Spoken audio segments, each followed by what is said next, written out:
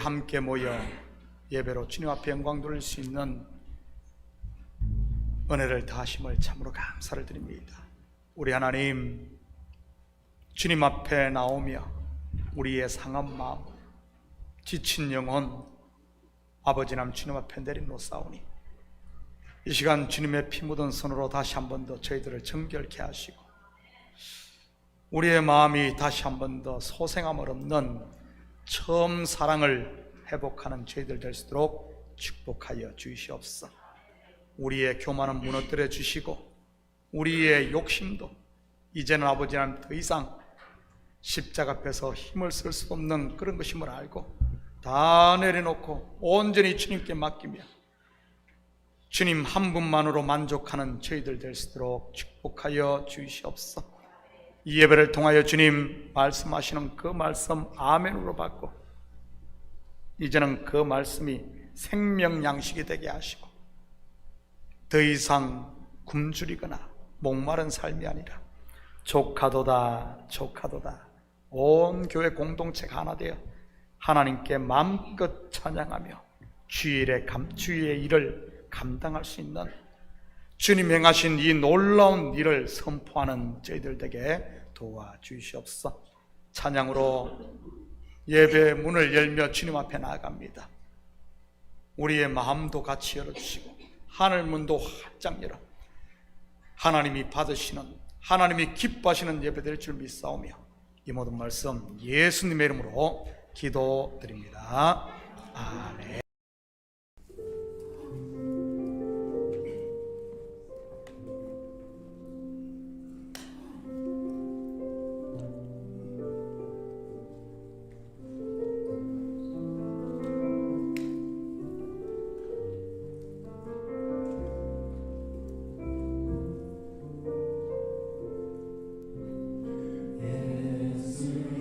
예수는 내 힘이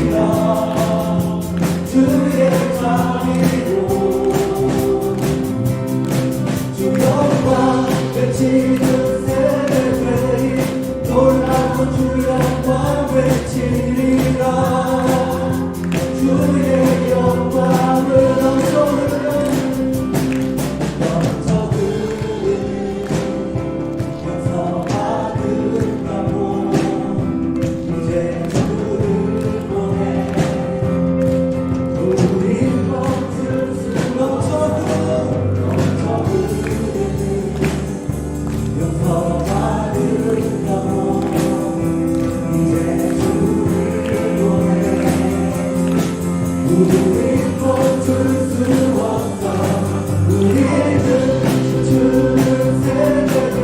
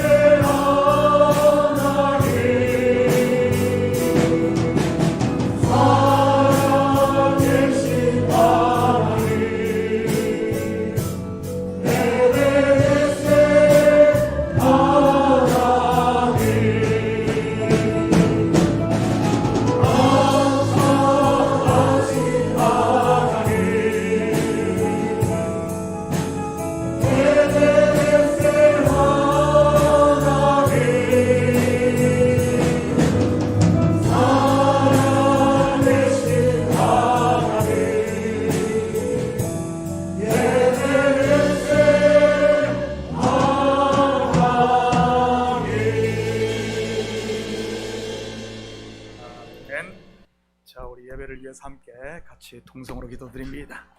사랑의 아버지 하나님, 참으로 감사드립니다. 저희들 이 자리로 불러 모아주시고, 아버지 하나님, 우리의 마음을 드리며 우리의 몸을 드리며 정성을 예배할 수 있는 이런 놀라운 은혜 주심을 참으로 감사를 드립니다.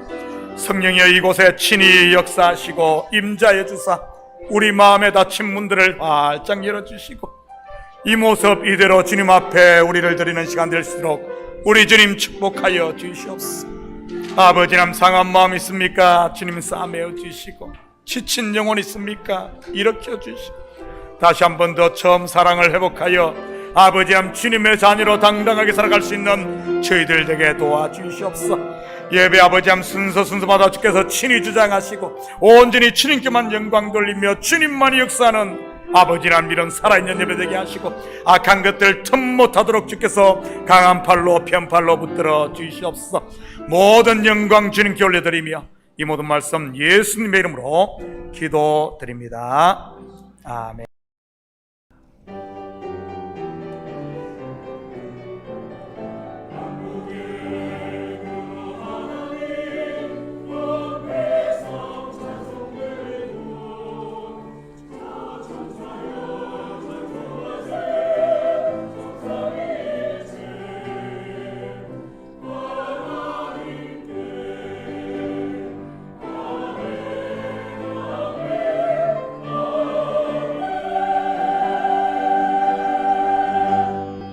같이 사도신경 하심으로 신앙 고백드립니다. 전능하사 천지를 만드신 하나님 아버지를 내가 믿사오며 그 외아들 우리 주 예수 그리스도를 믿사오니, 이는 성령으로 잉태하사 동정녀 마리아에게 나시고 본디오 빌라도에게 고난을 받으사 십자가에 못 박혀 죽으시고 장사한 지 사흘 만에 죽은 자 가운데서 다시 살아나시며 하늘에 오르사 전능하신 하나님 우편에 앉아 계시다가 저리로서 산 자와 죽은 자를 심판하러 오시리라. 성령을 믿사오며 거룩한 공회와 성도가 서로 교통하는 것과 죄를 사하여 주시는 것과 몸이 다시 사는 것과 영원히 사는 것을 믿사옵나이다. 아멘. 다 같이 자리에 앉아 주시기 바랍니다.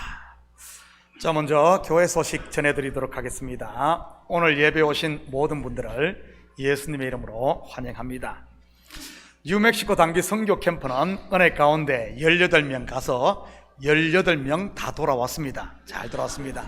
기도 및 후원해 주신 모든 분들께 감사를 드립니다.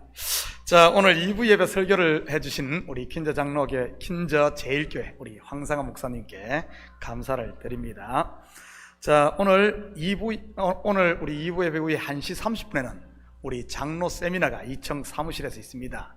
우리 모든 장로님들, 시무장로님, 협동장로님 다들 참석하셔서 우리 같이 좀 장로의 역할 우리 좀 공부 좀 했으면 좋겠습니다. 우리 강사는 황상아 목사님입니다. 자, 오늘 오후 4시 30분에 또 좋은 일이 있네요. 우리 김진목 장로님 헤이 요거트 가게 개업 예배가 있습니다. 시간 되시는 분들은 다 오셔도 된다 그럽니다. 공간 아주 좁은데 걱정은 하세요. 뭐 아니면 바깥에서 아무튼 41-162가입니다. 우리 시간 되신 분들 참석하셔서 축하해 주시고 또 기도해 주시면 감사하겠습니다. 자, 넥스트. 참 아카데미 부설 토요 무료 미술, 영어, 수학 및 워십 댄스 및 K-POP 클래스가 3월 16일 오픈합니다. 문의 및 등록은 우리 김진목 장로님께 해주시고요. 상세한 내역은 우리 추보 아래에 있습니다. 올해는 보니까 이번 클래스는 1학년부터 5학년을 대상으로 하는 것 같아요. 혹시 우리 자녀들 뿐만 아니라 주변에 있으면 전액 무료입니다. 미술 도구까지도 다 스포트를 받아서 하는 이런 무료 프로그램입니다. 아무튼 좀 많이 소개해서 잘 또 활용했으면 좋겠습니다. 자, 다음 주부터 충계 대신방을 합니다. 신방 원하시는 분들은 입구 들어오시면서 오른쪽에 신방 일정표가 있습니다. 우리 원하시는 분들은 3월과 4월 2달 동안 하도록 하겠습니다. 미리미리 이렇게 해가지고 다 이렇게 신방 받을 수 있도록 이렇게 사인업 해주시면 감사하겠습니다. 추보에 없는 광고 한 가지만 더 드리도록 하겠습니다.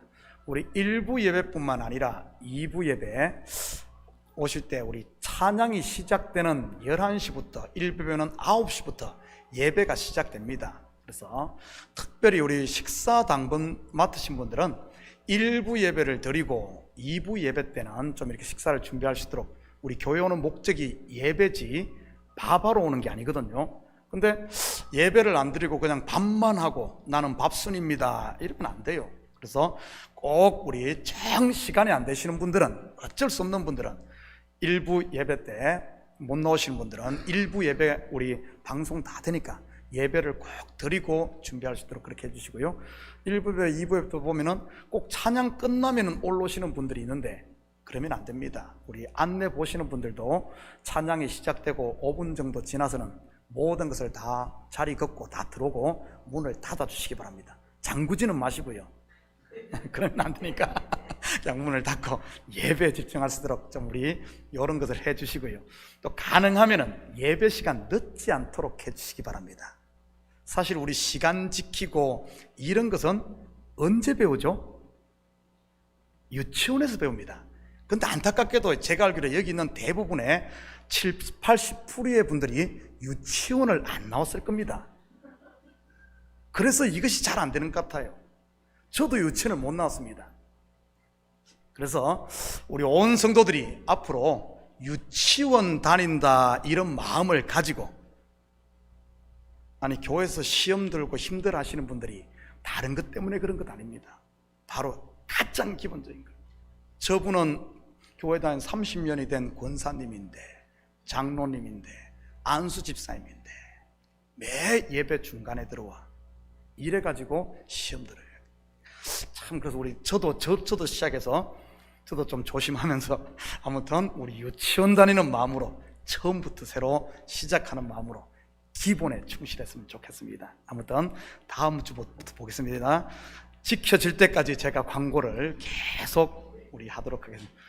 안 지켜지면 제가 이제 유치원 소리 내야겠죠? 안녕하세요. 좀 그렇게 했으면 좋겠습니다. 혹시 다른 광고 있습니까? 자, 다른 광고 없으면 이 시간 우리를 대표해서 김진목 장로님 나오셔서 대표해서 기도 올리시겠습니다.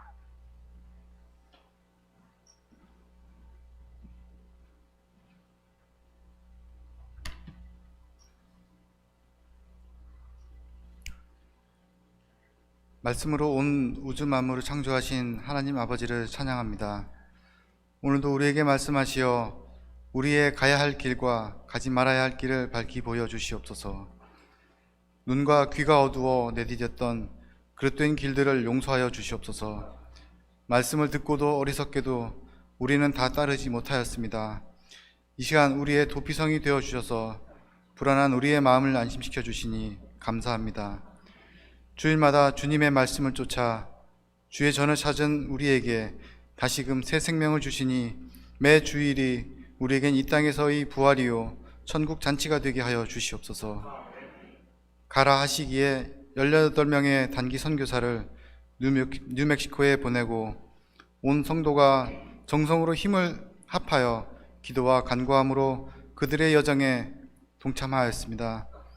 그들이 오가는 길에 만난 모든 이들 위해 함께 하셔서 그들에게 주님의 살아 역사하심이 드러나게 하여 주시옵소서. 그리고 우리 선교가 여기서 그치지 아니하고 우리의 마음도 변화시키고 우리의 마음밭에 주름 있는 믿음이 장성하게 자라게 하여 주시옵소서. 우리의 자유의지를 통하여 참된 사랑과 기쁨을 알게 하신 하나님 아버지 감사합니다. 참교회를 사랑하셔서 온 성도가 한 마음이 되게 하시고 모든 기관의 기능이 조화롭게 잘 이루어지게 하여 주시옵소서. 우리에게 참된 크리스찬의 모양으로 불우한 이웃을 돌보게 하시고 마음이 상한 자를 위로하여 주시며 아픈 이를 치유하게 하여 주시옵소서. 단에 세우신 목사님 위에 영육간의 강건함과 성령의 두루마리를 입히셔서 말씀이 선포될 때 거짓 어둠의 영은 물러가며 말씀 위에 아멘으로 화답하게 저희들의 눈과 귀를 맑게 깨우쳐 주시옵소서. 육신의 고통이 있는 자는 깨끗함을 받으며 가난한 심령의 기쁨을, 고통받는 심령의 자유함을 얻는 예배가 되게 하여 주시옵소서. 주님만이 이 예배의 주인 되시며 주님만이 우리의 참된 아버지이심을 고백합니다. 독생자 예수 그리스도의 이름으로 기도드립니다. 아멘.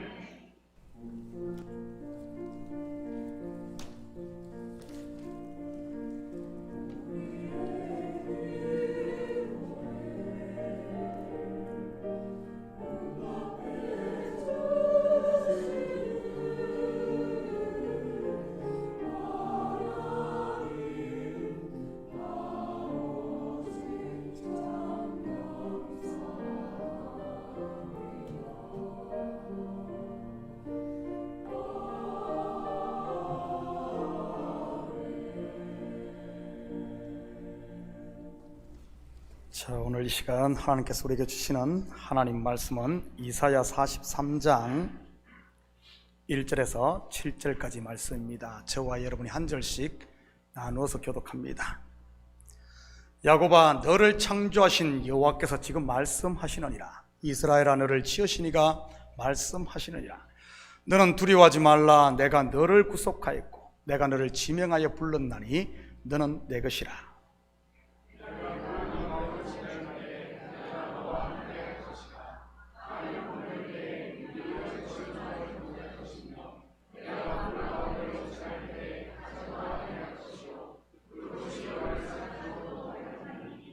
대저 나는 여호와 내 하나님이요 이스라엘의 거룩하니요 내 구원자임이라. 내가 애굽을 너의 속량물로 구스와 스바를 너를 대신하여 주었노라.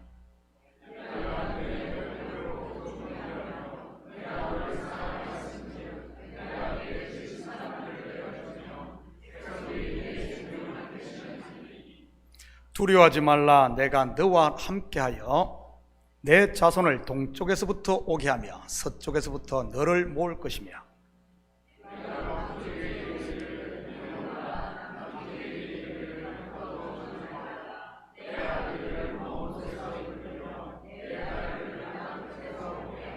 함께 읽겠습니다. 내 이름으로 불려지는 모든 자, 곧 내가 내 영광을 위하여 창조한 자를 오게 하라. 그를 내가 지었고 그를 내가 만들었노라. 아멘. 우리 준비하신 예물 하나님께 올려드립니다.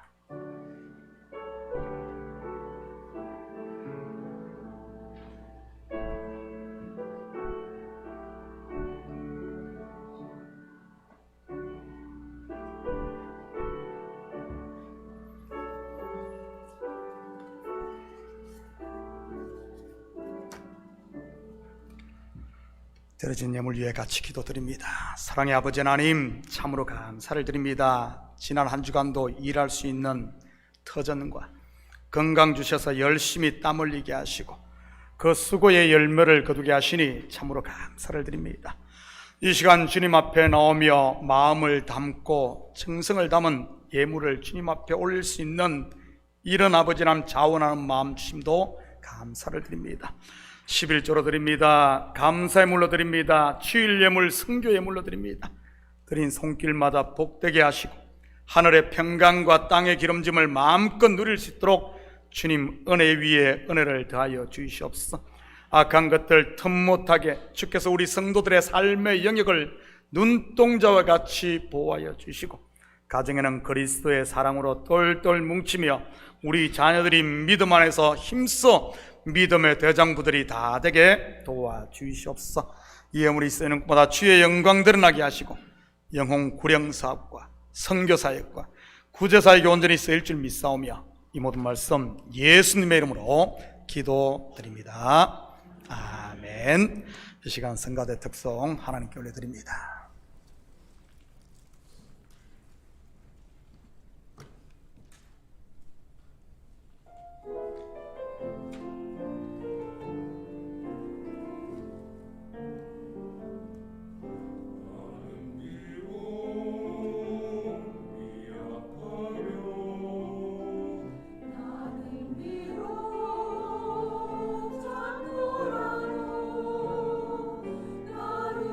나는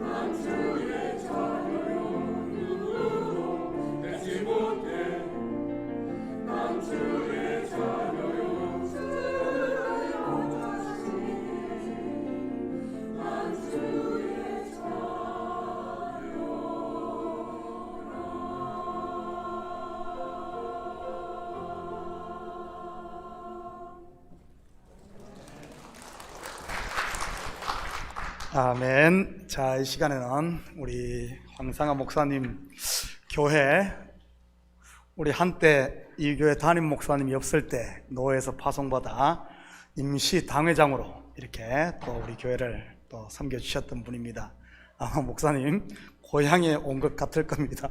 이 시간 나오셔서 오늘 너를 창조하신 여호와라는 제목으로 말씀 전해주시겠습니다.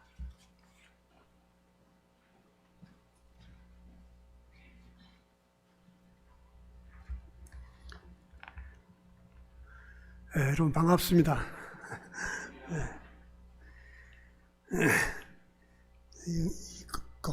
원래 이 극장 건물이라서 이 교회 예배당 이 강도상하고 좀 다르죠. 이 스테이지 교회 그 건물도 요즘 거의 스테이지 형식으로 짓는 교회가 많고 옛날에는 이렇게 강대상이 높이 있고 관중석이 낮게 이렇게 있어서 좀 강대상 위압감이 있었는데 이 스테이지로 이렇게 건물을 짓는 교회는 좀 그런 간격들을 좁히기 위해서 또 이렇게 강대상을 높이지 않고 스테이지를 짓고 그 챈슬이라고 해서 이렇게 성가대라든가 장로님석이라든가 이렇게 따로 만들고 캐톨릭 비슷하게 이렇게 하는데 그런 것도 없이 이렇게 합니다.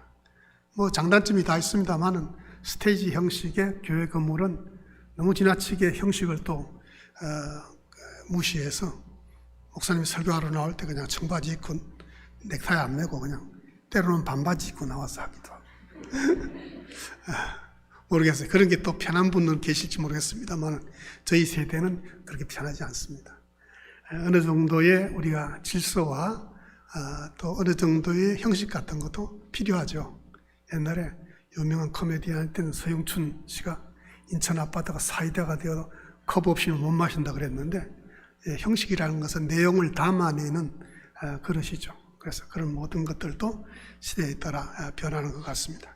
그러나 그 가운데 담아야 할 하나님의 말씀은 변치 않습니다. 오늘 본문 그 1절에 너를 창조하신 여호와라는 이야기가 1절에서 두 번이나 이렇게 거듭해서 나옵니다. 창조는 우리 신앙의 그 고백을 할 때에 신앙 고백에 가장 먼저 나오는 것이 이 창조입니다. 전능하사 천지를 만드신 하나님 아버지를 내가 믿사오며, 그래서 우리가 고백하는 그 신앙 고백의 내용 중에 가장 먼저 나오고 가장 중요한 것이 창조입니다. 그래서 이것은 우리의 신앙 고백에 있어서도 첫 번째일 뿐만 아니라 기독교인이 기독교인으로 살아가는 데 있어서 기독교적 가치관, 기독교적 세계관의 토대가 되는 것이 이 창조입니다. 그래서 우리가 그냥 깊이 생각하지 않고 창조 그러면 하나님 세상을 만드셨는가 보다 그냥 그렇게 생각하고 넘어갈 수 있습니다만은 하나님은 창조주이시다라는 말은 단순히 이게 교리적인 내용을 넘어서 창조는 인간이 생각할 수 있는 모든 것들을 담고 있습니다. 그렇지 않습니까?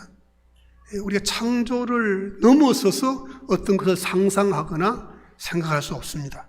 우리의 상상력이 미치는 그 어디까지라도 다 하나님의 창조의 영역 안에 들어있는 것입니다. 뿐만 아니라 창조는 인간이 풀 수 없는 모든 문제의 마스터키라 그렇게 말할 수 있습니다. 그래서 신앙 고백에 전능하사 천지를 만드신 하나님 아버지를 내가 믿사오며 라는 신앙 고백 가운데 사실은 인간이 당면하고 세계가 당면하고 인류가 당면한 모든 문제의 키가 거기 들어있다 그렇게 말할 수 있겠습니다. 창조를 믿으면은 인간과 세상에 대한 모든 문제가 설명이 가능합니다. 그럼 만약에 창조를 믿지 않으면은 그 어떤 것도 설명이 불가능합니다. 그래서 창조를 믿지 않는 철학자들과 창조를 믿지 않는 과학자들은 모든 것을 찾고 찾아서 끝까지 나가다 보면은 더 이상 규명할 수 없는, 더 이상 설명할 수 없는 한계점을 맞닥뜨리게 됩니다. 그랬을 때에 그들이 더 이상 설명할 수 없으니까 그래서 철학에서는 그것을 도약이라고 합니다. 도약해가지고 여기는 논리로 합리로 설명할 수 없으니까 한 단계 뛰어넘어서 우리가 이것을 설명하자 과학은 모든 것을 과학적으로 설명하고 하다 보니까 맨 마지막에 가니까 설명이 안 되는 거예요. 설명이 안 되니까 과학이 어디에 근거해서 과학을 세울 수 있겠습니까? 그래서 만든 것이 빅뱅이라는 이론입니다. 빅뱅 티어리라는 이론입니다. 빅뱅 티어리는 이것은 과학이 아닙니다. 무엇인가 빅뱅이란 말은 우리말로 하면 큰 쾅, 그렇게 돼. 큰 쾅이 일어났다.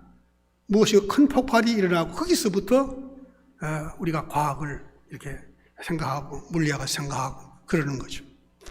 그래서 저는 종종 그럽니다. Science is unscientific. 과학은 비과학적이다.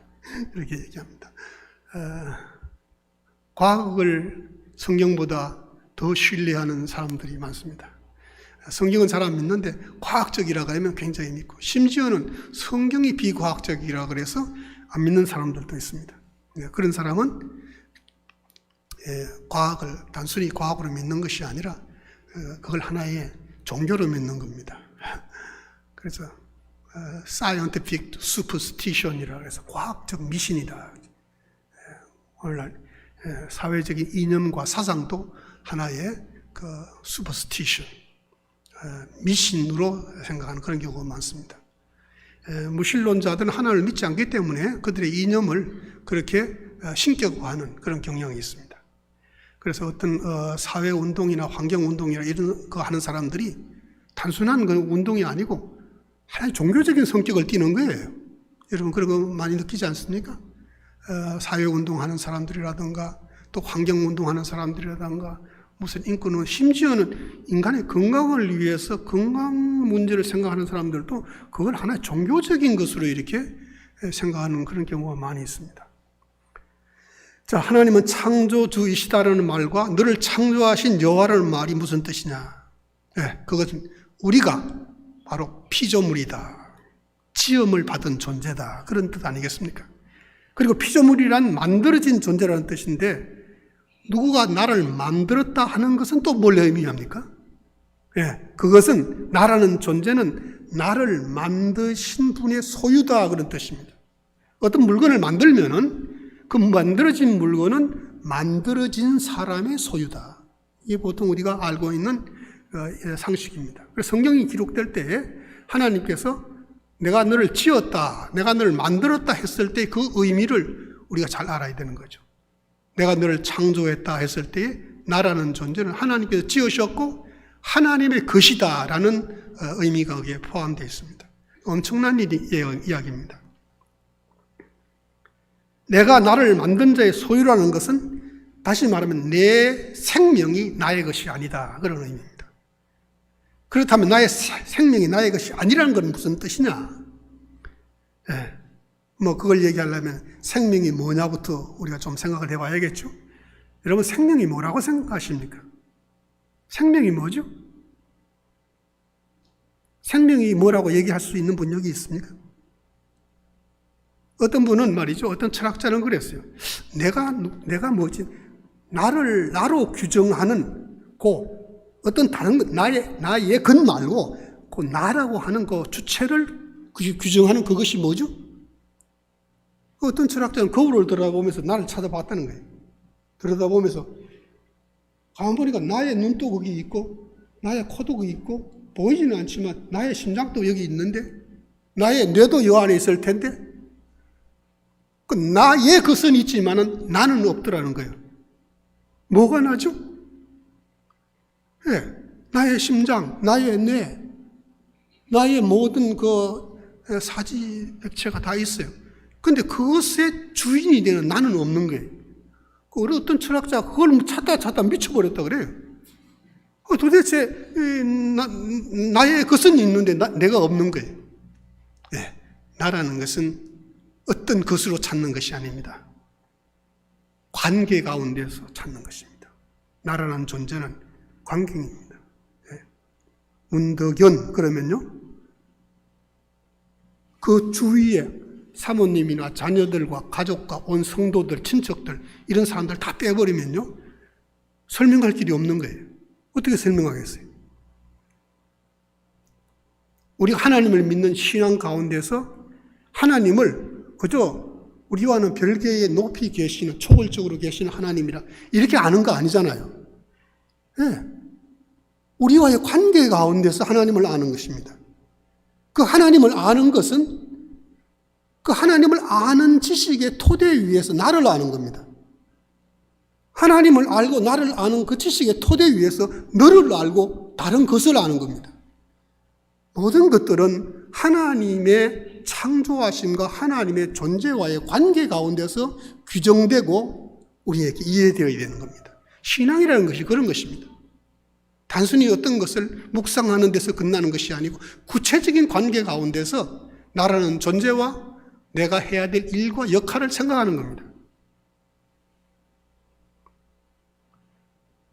우리가 그냥 우리 가지고 있는 그 생물학적 생명을 이야기할 때에 생명이 뭐냐 그랬을 때에 어떤 사람은 글쎄 생명이 숨 쉬는 게 생명 아니냐? 심장이 뛰는 것이 생명 아닌가? 우리가 움직이는 게 생명이 아닌가? 왜? 그건 생명이 아니죠. 생명 현상입니다. 생명이 있기 때문에 나타나는 현상들이죠. 생명 자체는 아니죠. 그런 면에서 생명이 뭐냐 물을 때에 참 대답하기가 쉽지 않은 거예요. 과학적으로도 설명이 안 되는 거예요. 그냥 생명이라는 것은 그 생명이라고 말하는 것이지 그것이 어떤 것이라고 어떤 것으로 규명할 수 없는 겁니다. 모든 우리의 수많은 우리의 지체들과 신경세포, 조직의 활동 모든 것은 생명현상입니다. 그런데 이 생명현상에는 생물학적 생명현상이 있고 사회적 생명현상이 있고 영적 생명현상이 있습니다. 생물학적 생명현상은 숨쉬고 말하고 먹고 배설하고 그런 게 다 생물학적 생명현상이죠. 그렇죠. 사회적 생명현상은 뭐죠? 친구를 만나고 누구와 교제하고 이런 관계 가운데서 관계 가운데서 나라는 존재가 어떤 역할을 감당하는 것 이것이 사회학적 우리가 생명현상이죠. 그 다음 영적 생명은 뭘까요? 그것은 하나님과의 관계에서 하나님에 대하여 하나님을 의식하고 행동하는 것이 영적 생명현상이죠. 성경은 이걸 가리켜서 살아있다 그렇게 말합니다. 죽은 것은 하나님에 대한 의식이 없고 하나님에 대하여 행동하지 않고 자기 생각대로 사회적인 관계에서만 활동하는 것은 영적으로 죽은 것입니다. 우리가 어떤 일을 할 때, 어떤 말을 할 때, 행동할 때 살아계신 하나님 앞에서 내가 비록 이 옆에 있는 한 친구에게 하는 것이고 곁에 있는 가족에게 하는 것이지만 그것은 친구와 가족에게 하는 것으로 끝나는 것이 아닙니다. 지극히 적은 자에게 하는 것이 곧 나에게 한 것이라고 말씀하신 주님의 교훈과 같이 하나님은 보이지 않는 분으로서 우리 곁에 와 계시는 것입니다.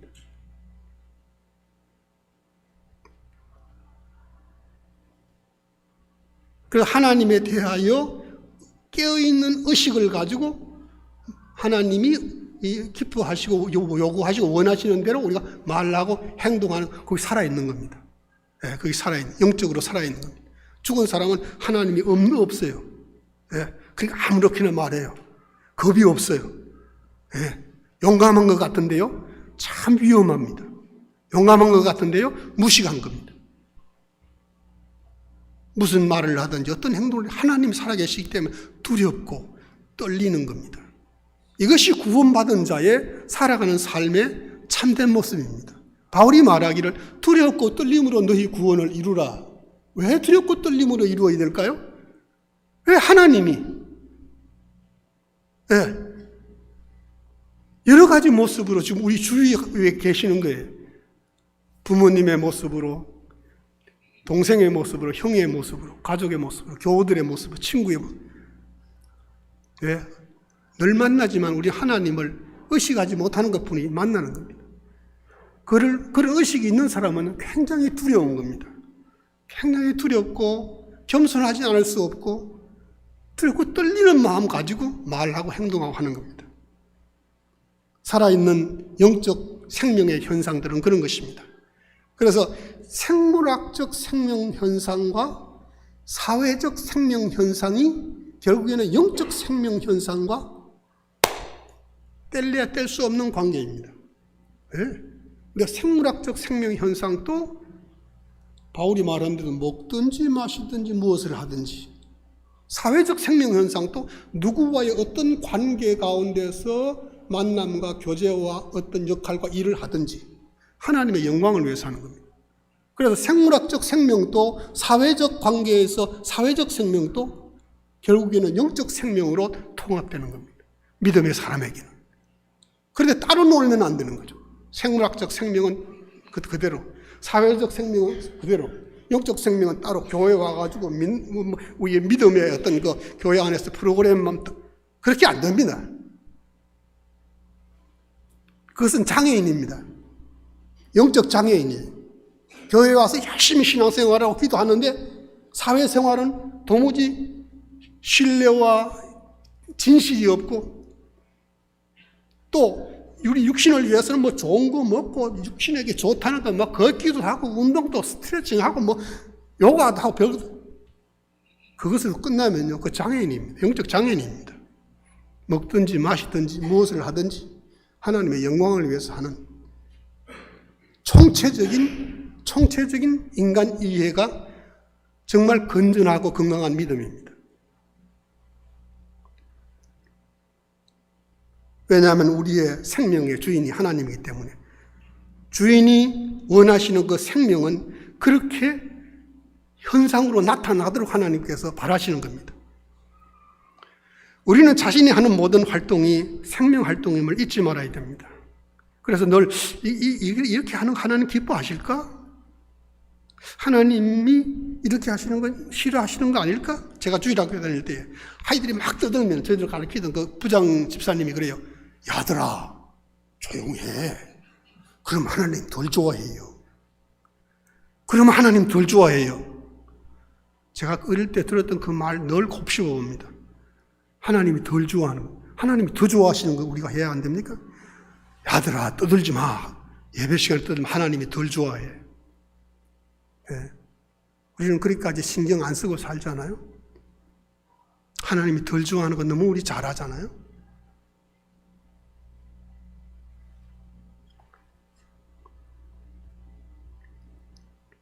그 다음에 우리가 기억해야 되는 것은 너를 창조하신 여호와라는 말에 더 깊은 뜻이 뭔가 하면은 우리의 생명은 선하고 귀하다 하는 말씀, 그런 뜻이 거기 담겨 있는 겁니다.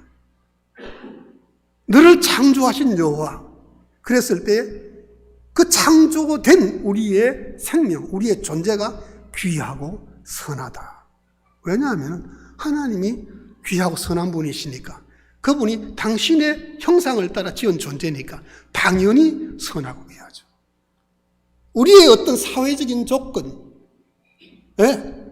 어떤 경험, 내가 가진 어떤 것 때문에 우리가 귀하고 존귀한 것이 아니라 우리가 창조될 때에 하나님에 의해서 창조됐기 때문에 하나님의 형상대로 지원받았기 때문에 귀하고 선한 겁니다.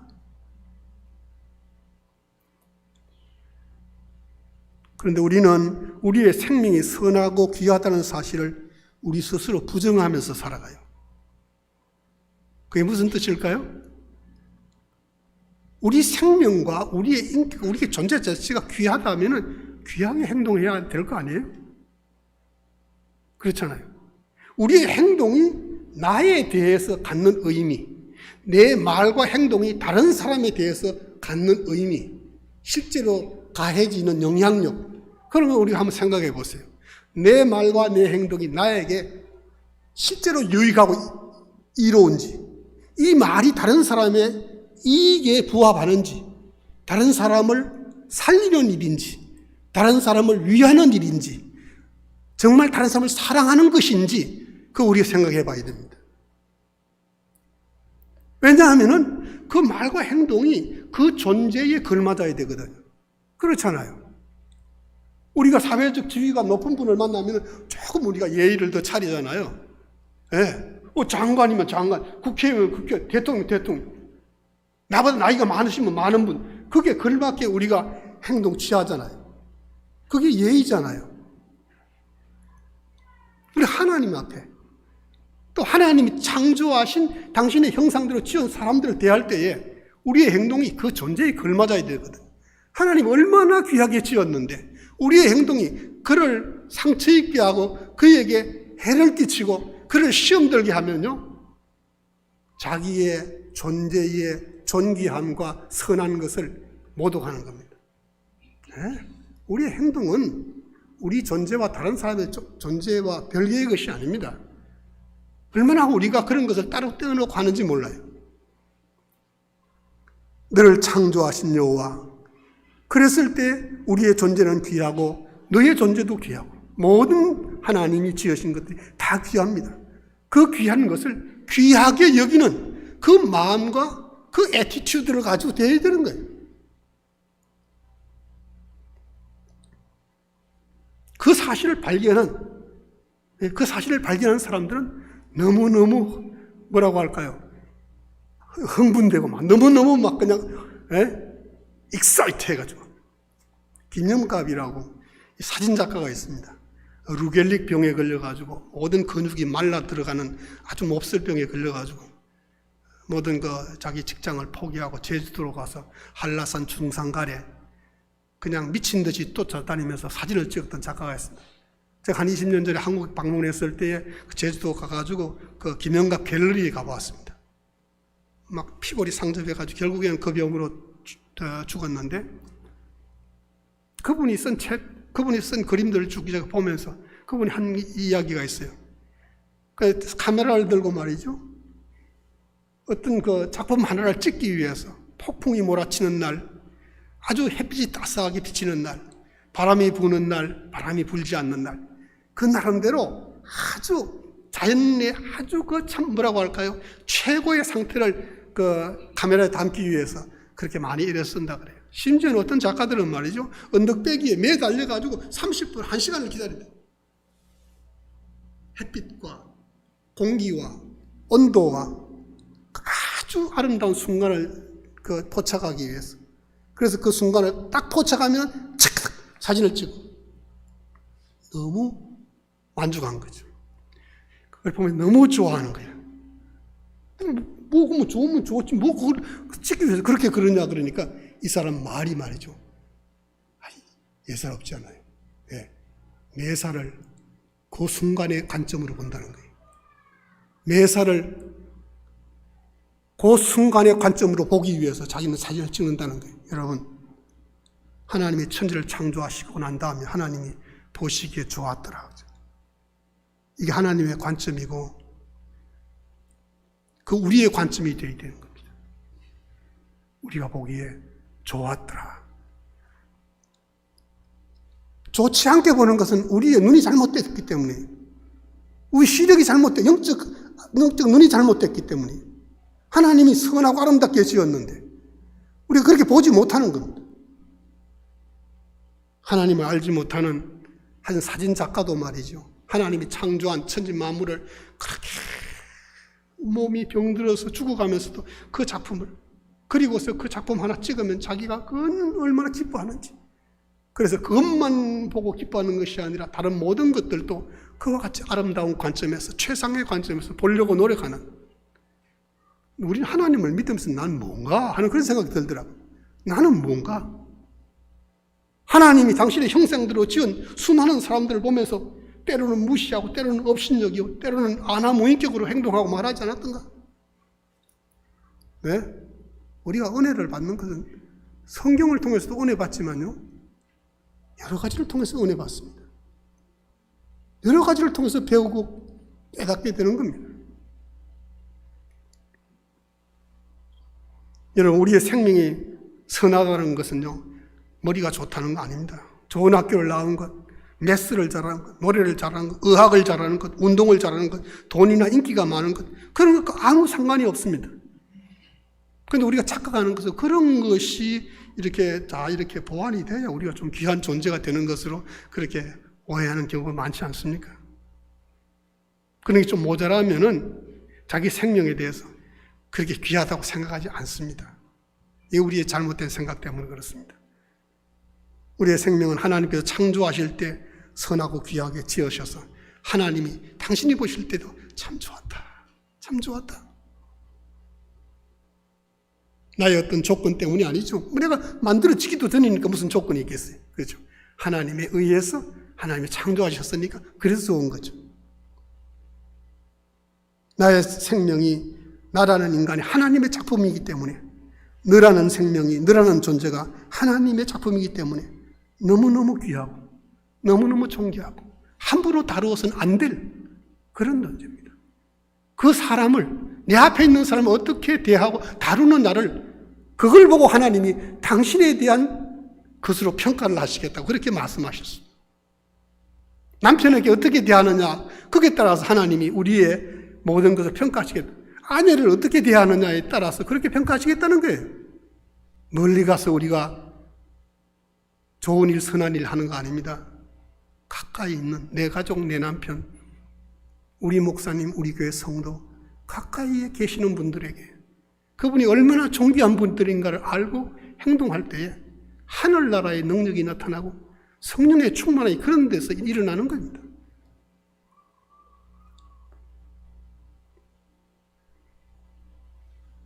거지들은 말이죠. 하루 종일 옛날에 거지들은 막 흩어져서 그 동냥해가지고 와가지고 저녁 때 되면 한데 모여가지고 막 나누어 먹고 나누어 가지고 어떤 거지가 내가 어느 마을에 어떤 집 앞에 가니까 쓰레기통에 이 좋은 옷이 하나 있었다고.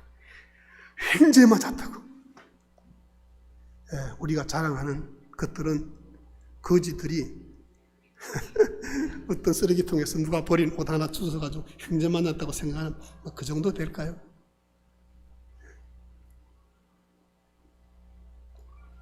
너를 창조하신 여호와라는 말에 말씀이 의미하는 그 다음 사실은 하나님 우리를 지키시는 분이다. 그렇듯입니다. 하나님 우리를 지키신다. 2절에서 3절 보시면 내가 물 가운데로 지날 때에 내가 너와 함께 할 것이라. 강을 건널 때 물이 너를 침몰하지 못할 것이며 내가 불 가운데로 지날 때에 타지도 아니할 것이요 불꽃이 너를 사라지도 못하리니 대저 나는 여호와 내 하나님이요 이스라엘의 거룩하니요 내 구원자입니다. 내가 애굽을 너의 속량물로 구스와 수아를 너를 대신하여 주었노라. 인간이 당하는 재난 중에 불이나 물보다 무서운 것이 없습니다. 그런데 인간에게 필요한 것 중에 불이나 물보다 귀한 것이 없습니다. 우리에게 가장 귀하고 없어서는 안 되는 불과 물이 우리가 가장 두려워해야 할 대상이 될 수가 있는 겁니다. 그런데도 하나님께서는 그 물이 너를 침몰하지 못하게 하고 그 불이 너를 사르지 못하게 하신다. 하나님이 그렇게 말씀하신 거예요. 함부로 건드리지 못하게 하나님 하셨더라고요. 성경 말씀 보면 내 기름 부은 자를 함부로 만지지 말라. 하나님 기름 부은 자는 누굴까요? 목사님, 장로님? 모두입니다. 하나님을 믿는 모두가 하나님의 기름 부은 자입니다. 하나님 형상대로 지어졌어요. 함부로 못 건드리게 해놓았어요. 하나님이. 이방인들이 무신론자가 폭력자가 심지어는 물과 불도 함부로 못하도록 하나님이 해놓으셨다 이 말입니다. 이처럼 큰 보장이 어디 있겠습니까? 이처럼 든든한 것이 어디 있겠습니까? 여러분, 지금 온 세계가 얼마나 불안합니까? 얼마나 불안해요.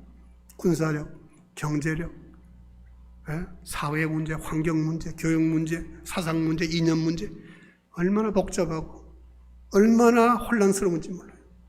그런데요, 군사력이 약하고 경제가 약하고 여러 가지 교육적인 혜택을 많이 못 받고 문명이 뒤떨어지고 그런 것도 문제가 되겠습니다만 가장 큰 문제는요, 기독교적 크리스천 월드뷰로 볼 때 말이죠. 기독교적 가치관으로 볼 때 뭐가 문제냐?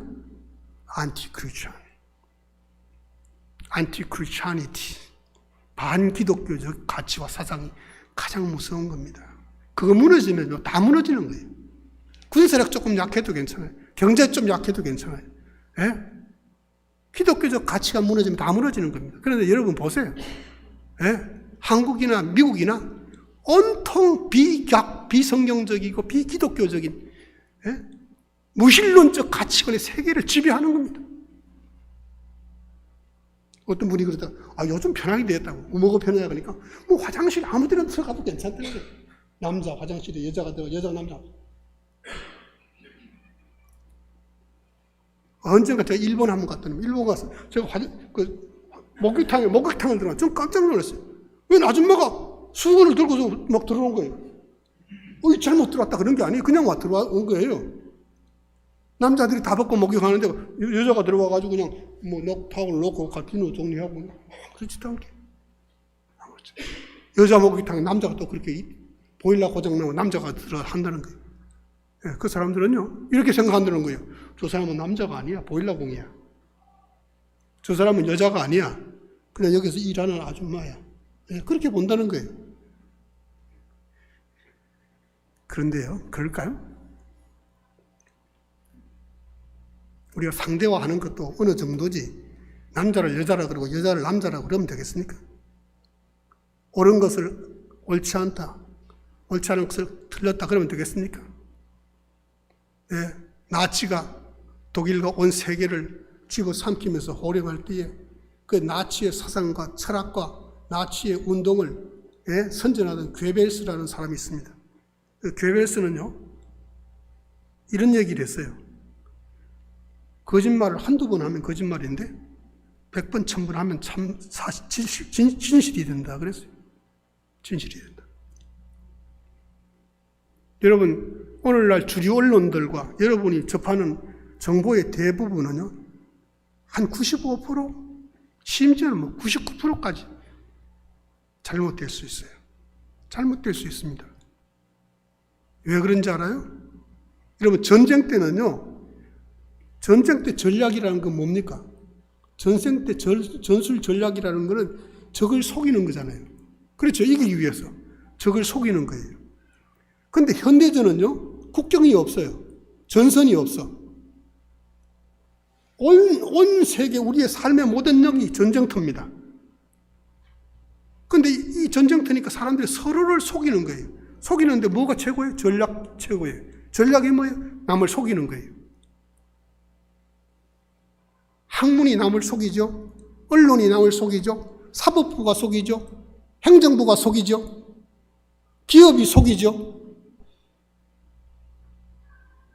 정신 차려야 됩니다. 정신 차려야 돼요.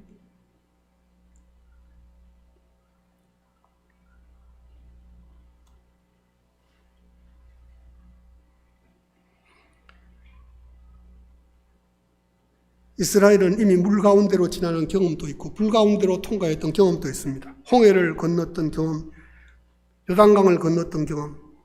불 가운데를 지났다는 것은 그 전쟁의 참화를 얘기하는 겁니다. 실제로 불 가운데 지났다는 얘기가 아니라 바벨론 공격으로부터 예루살렘의 모든 건물이 불타고 초토화되었습니다. 그런데 하나님께서 그 불이 이스라엘을 다 태우도록 버려두지 않는다 그러셨어요. 그러니까 두려우지 말라. 사실 이스라엘은 그들의 시조인 아브람 때부터 두려움이 그림자처럼 그들을 따라다녔습니다. 물론 두려움은 죄의 결과이기 때문에 타락한 인간은 어떤 상황에서도 피할 수 없는 운명이지만은 그러나 하나님 나라 백성은 그런 운명 같은 상황을 극복할 수 있는 그런 자들이라는 거예요. 그 비결이 뭔가 하면 너는 내가 만들었다. 내가 지었다. 나의 영광을 위해서 창조한 자들이라 그런 말이에요. 얼마나 목적이 뚜렷한지 몰라요. 얼마나 목적이 고결한지 몰라요. 얼마나 목적이 위대한지 몰라요. 배우고 똑똑한 사람은 정말 무지랭이 일자무식의 시골 촌노라 할지라도 하버드에 석학하고 비길 게 없는 거예요. 다를 것이 없는 거예요. 하나님이 다 그렇게 존귀하게 지으셨어요. 그래서 불이 물이 침묵을 하고 태우도록 하나님이 버려두지 않는다.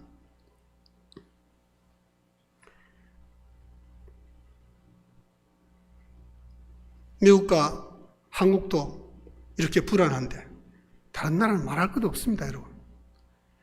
최고 부자의 나라, 최고 강한 나라, 가장 그래도 미국이 가장 보수적인 나라라고 여태까지 알려져 있잖아요. 근데 지금 그냥 가장 보수가 아니라 가장 진보적인 첨단으로 지금 내닫고 있어요. 한동안에는 그 유럽, 북유럽 같은 나라에서는 미국을 바라보면서 저 사람들은 뭐 아직도 저러고 있어 그러죠. 뭐 아직도 동성애를 그 문제시하나 뭐 이랬다고. 근데 그런 것이 얼마 안 됐는데 말이죠. 미국도 그것이 다 이제 일반화돼 버렸어요. 일반화돼 버렸어요. 뭐 그러니까 중국, 러시아, 북한, 베네수엘라, 시리아, 터키, 이란, 대만 등 유럽의 모든 나라 불안하기 다 짝이 없습니다. 스웨덴, 네덜란드 겉으로 보기에는 경제 문제, 환경 문제, 군사 문제 이런 것이 불안의 요인 같지만 진짜는요 다른 데 있습니다. 진짜는 다른 데 있습니다. 하나님이 창조하신 보편의 가치를 무시하는 거예요. 보편의 질서를 무시하는 겁니다. 가치 질서를 무시하는 겁니다.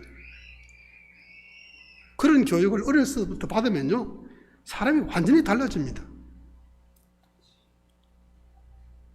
우리가 당연히 부모님을 존경하고 윗사람을 존중해야 되잖아요. 그게 그렇게 되죠. 성경에도 그거 가르치는데. 그런데 그런 교육을 안 받고 말이죠. 사람은 다 인간 자기 자체가 모든 것의 기준인데 왜 다른 사람에 의해서 우리가 간섭받고 뭐 체면치고 그러게 되느냐고. 그렇게 요즘 교육받아요. 미국도 그렇고 한국도 그래요.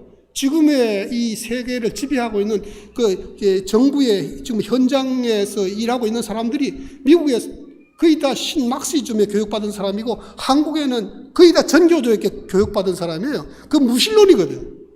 무신론입니다. 고상한 이론 갖고 굉장히 의식적으로 깨어있는 것 같지만 무신론이거든요. 그러니까 기본적인 가치와 하나님이 창조하신 보편의 가치, 질서를 깡그리 무시해버리는 겁니다.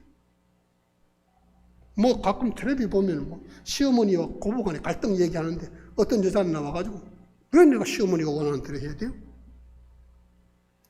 왜 내가 누가 원하는 대로 해야 돼요? 자기가 주인공이고 자기가 주체인 거예요. 어떤 면에서 맞아요, 그 말이. 그런데요, 다른 사람 깡그리 무시해버리는 거예요. 시어머니, 시아버지, 남편 소용없어요. 내가 그러면 내 생각대로 하는 것이지. 하나님이 없으면 그렇게 되는 거예요.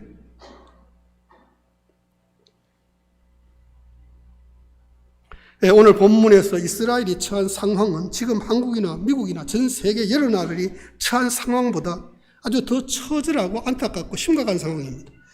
희망이라고는 찾아볼 수 없는 정말 절체절명의 상황입니다.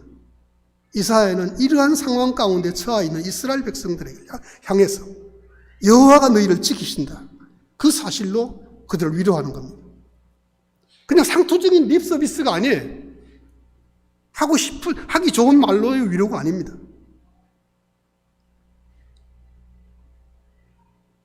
하나님이 우리를 지키시면 재난이 전혀 안 일어난다. 그런 뜻이 아니에요. 실패도 안 한다. 그런 뜻도 아닙니다. 이스라엘은 정말 그와 같은 사실을 너무너무 많이 겪었습니다. 약소 민족의 특징과 종교적인 특징 때문에 오히려 그들은 고난을 많이 겪었습니다. 그런데 이 위로의 말씀은 하나님이 창조주라는 사실을 인정하고 믿고 경험한 사람들에게만 위로가 됩니다. 오늘도 제가 말씀을 전하지만은 우리와 내 삶과 무슨 관련이 있어? 무슨 관계가 있어? 위로받지 못합니다. 그럼 위로받지 못해요. 전능하사 천지를 만드신 하나님 아버지를 내가 믿사오고 했을 때에 정말 그 하나님이 어떤 분인가에 대한 올바른 이해와 올바른 믿음이 있을 때에 그 말씀이 우리의 든든한 삶의 용기와 에너지와 희망이 되는 것이지. 그 믿지 않으면요, 그게 무슨 공중에 붕 뜬 이념이나 사상에 불과하잖아요. 하나님이 지키신다는 말은 하나님의 창조주라는 사실을 경험한 이들에게, 그리고 그것을 인정하는 자들에게, 받아들이는 자들에게 위로가 됩니다. 국가적으로, 경제적으로, 안보 때문에, 그 외에 여러 요인 때문에 불안한 이들이 많지만은 어떻게 보면 또 그런 것 때문에 걱정 하나도 안 하는 사람이 있어요. 여러분, 부자들은요, 그런 문제를 별로 걱정 안 합니다.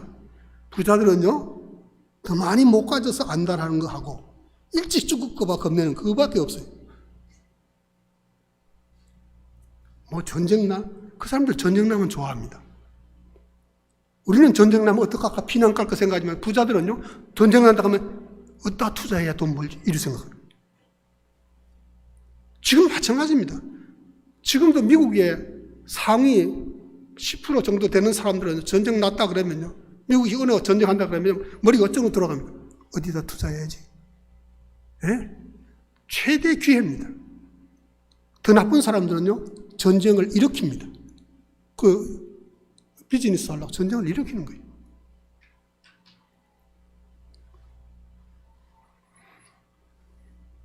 아무 걱정 없는 사람, 뭐 우리가 거기까지 생각 안 하더라도 그냥 이 소시민적인 이 입장에서 보면은 저 사람은 걱정 없어. 뭐 돈도 어느 정도 있고 사회적인 지위도 있고 나름대로 자기 실현도 했고 자기 스스로도 그렇게 생각하죠. 내가 너보다 낫고 그래도 나쯤은 돼야 살만 나지.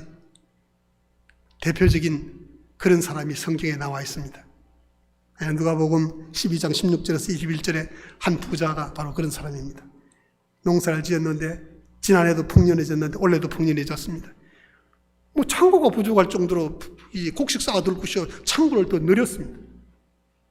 잔뜩 쌓아두고 요즘 같으면 주식에 투자하겠지만 그렇게 해놓고서 자기가 자기 영혼에게 말하기 내 영혼아 여러 해 쓸 물건을 많이 쌓아두었으니 편안히 먹고 마시고 쉬고 즐기자. 얼마나 부러워요. 얼마나 부러워요. 여러분이나 저나 다 그렇게 되고 싶지 않아요? 근데 하나님의 평가는 어리석은 자여 오늘 밤에 내 영혼을 도로 찾으리니 그러면 내 쌓아둔 것이 누구의 것이 되겠느냐. 하나님에 대하여 가난하고 자기에 대하여 세상에 대하여 부유한 자가 이와 같다. 그렇게 말씀하셨습니다. 높이 올라갈수록 추락의 결과는 치명적입니다. 뭐 가난하고 없는 사람은 실패해봤자 거기가 그거예요. 내려가 봐야 거기가 거기예요. 근데 있는 사람은요 높이 올라갈수록 떨어지면 충격이 큰 것처럼 세상적으로 내놓으라 하고 성취한 것이 많았던 사람들은요 죽을 맛입니다. 그래서 정말 생활고에 휘달려가지고 정말 절대 빈곤 가운데서 자살한 사람은 별로 없어요. 인기가 좋고 잘 나가고 그러던 사람들이 충격받으면 자살하는 거예요.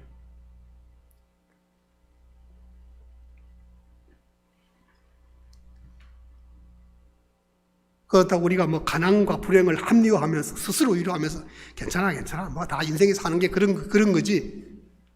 믿는 사람은 그렇게 생각하면 안 됩니다. 안 믿는 사람이 하는 소리 이거는 사람이 사는 게 뭐 다 그런 거지 뭐. 그런 거예요. 그렇게 말할 수 있어요. 근데 우린 그렇게 말하면 안 돼요. 먹든지 마시든지 정말 형통할 때든지 어려울 때든지 그 하나님의 뜻과 계획이 계신 거예요. 왜 우리가 고난을 당하고 왜 어려움을 당할까요? 우리를 너무 잘 아시니까. 너무 잘 아시니까. 너 같은 존재는 그냥 놔두면 하나님은 안 믿어. 인간이 안 돼.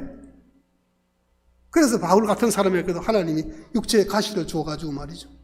그것이 없어지기를 하나님 앞에 간절히 3번 기도했다 그래요. 말이 3번이지. 3번은 기도했겠어요? 그랬더니 하나님이 응답을 해주시는데 이 일로 다시는 내게 기도하지 마라. 왜냐하면 내가 너에게 준 은혜가 이미 족하다. 내 은혜가 내게 족하다. 그 말이 무슨 말이에요? 네가 이거 제거해 달라고 얘기했던 그 육체의 가시, 질병 그게 은혜다. 그런 뜻이거든요. 왜 우리는 은혜가 내 마음에 맞는 거면 은혜입니까? 왜 형통한 거면 은혜죠? 왜 건강하면 은혜죠? 왜 질병과 사고는 은혜가 아니죠? 바울은 자기 육체의 가시가 은혜라는 것을 알고 내 은혜가 내게 속하다는 하나님의 말씀을 깊이 마음에 담았습니다. 실패가 은혜입니다. 하나님이 나를 아시기 때문에 교만하지 않게 하기 위해서 자고하지 않게 하도록 하기 위해서 육체의 가시를 주셨습니다. 하나도 예사로운 것이 없고 우연히 된 거 없어요.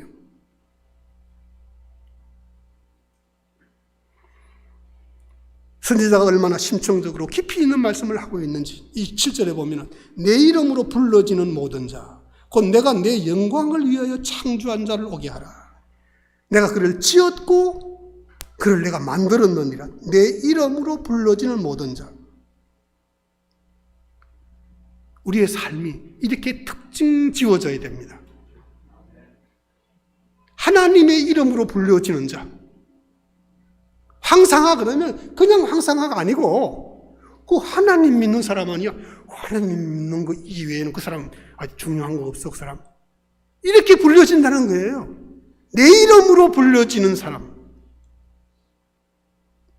곧 내가 나의 영광을 위해서 창조한 그 사람을 오게 하라. 내가 그를 지었고 내가 그를 만들었다. 하나님의 하나님 되심은 하나님의 창조의 사역을 통해서 우리가 알 수 있는 것입니다. 하나님이 눈에 보입니까? 안 보이잖아요. 하나님의 말씀은 있지만은 하나님이 하신 일에 대한 것을 우리가 보지 못하면 어떻게 믿겠어요? 하나님은 말씀으로 우리에게 당신을 보여주시지만 그 말씀이 담고 있는 것은 하나님의 창조의 사역입니다. 하나님이 행하신 모든 일들이 성경에 기록되어 있는 겁니다.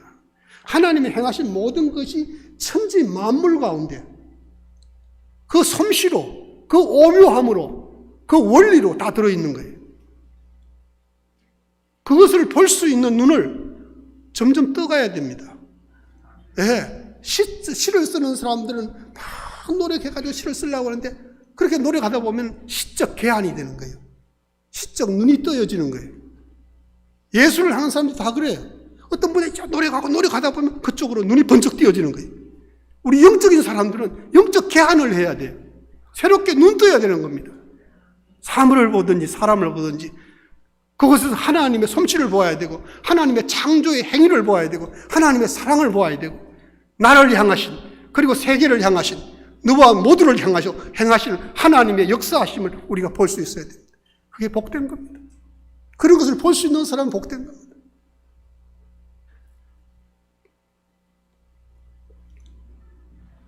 그래서 우리는 일상에서 하나님의 영광을 경험하고 살도록 해야 됩니다. 하나님의 영광은 하나님이 하신 일입니다. 그냥 지나치는 모든 일들이 하나님이 하신 일이잖아요. 하늘이 하나님의 영광을 선포하고 궁창이 그 손으로 하는 일을 나타내는데도 날은 날에게 말하고 밤은 밤에게 지식을 전하 언어가 없고 들리는 소리가 없으라. 하나님의 솜씨를 나타내는 거예요. 그건 누구나 볼 수 있는 거 아니잖아요. 믿음의 눈을 가진 자만이 하나님이 은혜 주신 자만이 성령이 함께 하신 자만이 그렇게 영적 계한을 해가지고 하늘을 보고 궁창을 보고 들에 피는 백합화를 보고 이름 없는 덜풀을 바라보면서 하나님의 솜씨를 보고 감탄하고 노래하는 거예요. 시편에는 그런 감격과 노래로 가득 차 있습니다. 고린도후서 4장 6절입니다. 어두운 데에 빛이 빛이라 말씀하시던 그 하나님께서 예수 그리스도의 얼굴에 있는 하나님의 영광을 아는 빛을 우리 마음에 비추셨느니라. 예수님은 우리 곁에 계시지 않고 그의 얼굴을 지금 볼 수 없지만 예수님의 얼굴에 나타났다는 말은 예수님의 인격과 생애와 사역을 통해서 하나님의 영광이 드러났다는 겁니다. 하나님의 그와 같은 영광은 오늘도 끊임없이 여러분의 가정에서, 이 교회에서, 여러분이 활동하는 회사에서, 직장에서 일어나고 있는 겁니다. 그걸 보시면 감격하게 될 것이고 그걸 보시면 감격하지 않을 수 없는 거예요. 여러분 목사나 평신도나 여러분 각자가 맡은 일을 하는 것이지만 그 감격으로 사는 겁니다. 우리가 일을 하면 얼마나 하겠어요? 우리가 선한 일을 하면 얼마나 하겠어요? 하나님이 하시는 일에 대해서 깨닫고 느끼고 감사하고 반응하며 살아갈 때에 그것이 능력이 되고 그것이 하나님 앞에 인정받는 정말 인정받는 착하고 성실하고 착한 종이라는 평가의 기준이 되는 거 아니겠습니까? 이제 마지막으로 우리의 영적 상태를 점검해 보십시다. 예수님을 믿으면서 나를 창조하신 하나님이라는 사실을 실감하지 못하는 자들도 많습니다. 하나님께서 나를 창조하셨다는 것은 나의 주인이 하나님이라는 것이고 나의 주인이 하나님이라는 것은 내 생명의 주인이 하나님이라는 것이고 내 생명의 주인이 하나님이라는 것은 조금 생각을 해야 되는데 생명을 어떤 것으로 이해하기보다는 생명 현상으로 관계 가운데서 이해할 필요가 있는 것입니다. 육체의 생명 현상은 우리가 의지적으로 어떻게 할 수 없지만 사회적, 영적 그런 현상들을 우리가 만들어낼 수 있습니다. 먹든지 마시든지 무엇을 하든지 하나님의 영광을 위해서 할 수 있는 사람은 아무리 탁월한 신학자도 그렇게 될 수 없습니다. 아무리 위대한 선교사도 목사도 그렇게 될 수 없습니다. 하나님이 은혜 주셔야 됩니다. 여기까지 이해를 하셨다면 여러분 처음으로 돌아가서 너를 창조하신 여호와라는 본문의 말씀을 기억하시기 바랍니다. 부자도 죽고 어리석은 자도 죽고 가난한 자도 죽지만은 정말 복된 성도로 죽을 것인지 어리석은 부자로 죽을 것인지 우리가 마음 써야 됩니다. 우리의 생명은 귀하고 선합니다. 내 생명뿐만 아니라 다른 사람의 생명도 귀합니다.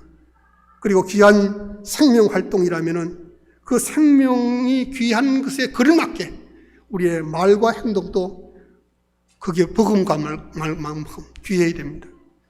이스라엘 백성들은 민족적 운명이 백척간두에 섰을 때에 자기들이 믿는 하나님이 나를 창조하신 여호와라는 사실을 배우게 되었습니다. 우리의 삶은 창조주 하나님의 창조 세계와 맞닿아 있습니다.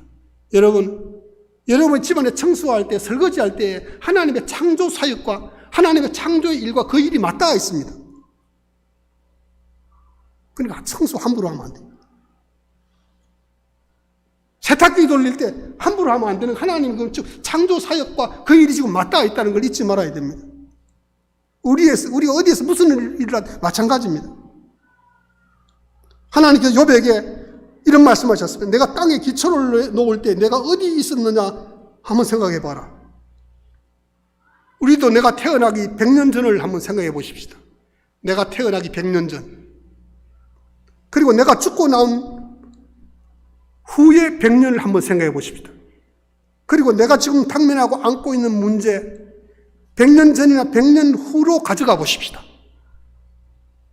지금 여러분이 심각하다고 느끼는 만큼 느낄까요? 아무것도 아니에요, 그건. 왜 내가 그러지? 왜 내가 저렇게 살았지? 욕같이 지혜롭고 의로운 사람도 내가 땅에 기초를 놓을 때 네가 어디 있었느냐 그래, 하나님. 한번 생각해 보라는 거예요. 우리는 그때까지는 안 가더라도 50년 전만 생각해 보세요. 내가 태어나기 50년 전, 내가 죽고 난 50년 후, 그때 지금의 내 문제를 한번 가져가서 그때로 가져가서 한번 생각해 보자 이 말이에요. 하나님이 그렇게 제안하시는 거예요. 그렇게 한번 생각해 봐라. 그렇게 머리가 안 돌아가냐? 그렇게 생각하면 내가 지금 여기 존재한다는 사실 하나만 집중해서 봐도 황홀합니다. 내가 지금 여기 존재하는 것이 우연에 의해서가 아니라 하나님의 창조와 계획 가운데 내가 너를 지명하고 불렀나니 나의 영광을 위해 창조한 자라는 사실을 알게 될 때에 요즘 우리말로 대박입니다. 대박이 터지는 거예요. 믿음에도 이런 대박이 터져야 됩니다. 그러면요, 그 사람은 용납이 안 되는 사람이 없고 이해 못할 사람이 없고 사랑 못할 사람이 없게 되는 거예요. 왜 우리는 용납 못할 사람이 그렇게 많아요? 왜 사랑하지 못할 사람이 많고 이해하지 못할 사람이 많아요? 하나님의 그와 같은 일에 대하여 우리 영안이 닫혀있기 때문에 대박이 안 터져서 그래요. 그렇게 대박이 터져서 한 사람이 열을 당하고 백을 당하는, 만나면 사람을 변화시키는, 또 만나고 싶은 사람이 되기를 바랍니다. 참으로 너를 창조하신 여호와를 묵상하며 그분과 교제하며 그분과 관계를 더 깊이 하시면서 참으로 하나님께서 우리에게 주신 그 놀랍고 깊이를 다할 수 없고 넓이를 다할 수 없는 그 참된 복을 누리게 되는 여러분 되기를 다 바랍니다. 기도하십시다.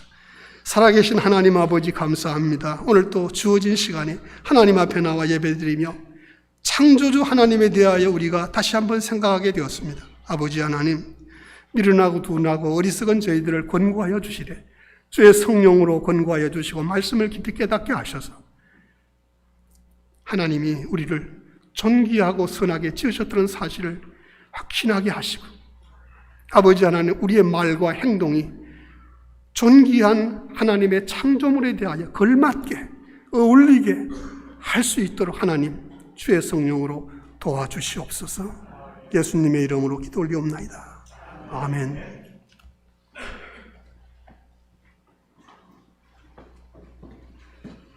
자, 우리 다 같이 자리에서 일어납니다. 찬송 210장 우리 다 같이 찬송 들으신 후에 우리 황상한 목사님 나오셔서 축도하심으로 예배를 마칩니다.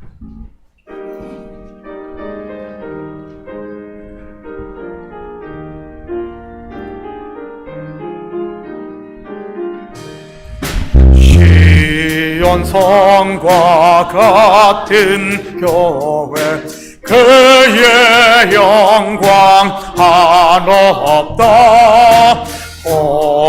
허락하신 말씀대로 질과 진이 세웠다. 반석 위에 세은 교회 헌들자 가늘으랴. 모든 원수 애워싸도 아무 근심 없도다. 생명샘이 솟아나와 모든 성도 마시니 언제든지 흘러 넘쳐 부족함이 없도다. 이런 물이 흘러가니 목마르지 않으랴. 지혜는 응족하여 넘치고도 넘친다. 주의 은혜 내가 받아 시온 백성 되는데 세상 사람 비방해도 주를 찬송하리라. 세상 어때 모든 영광 아침마게 같으나 주의 자녀 아들 복은 영원 무궁하도다.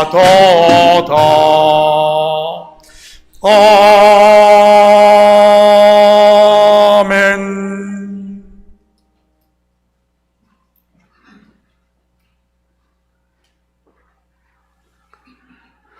지금도 살아계시고 전에도 계셨고 장차 오실 우리 주님 예수 그리스도의 은혜와 하나님 아버지의 다함이 없는 사랑과 성령의 위로 교통 인도 충만하심이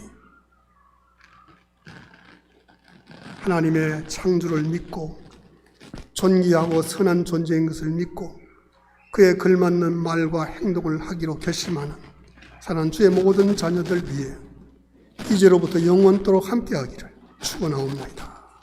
아멘.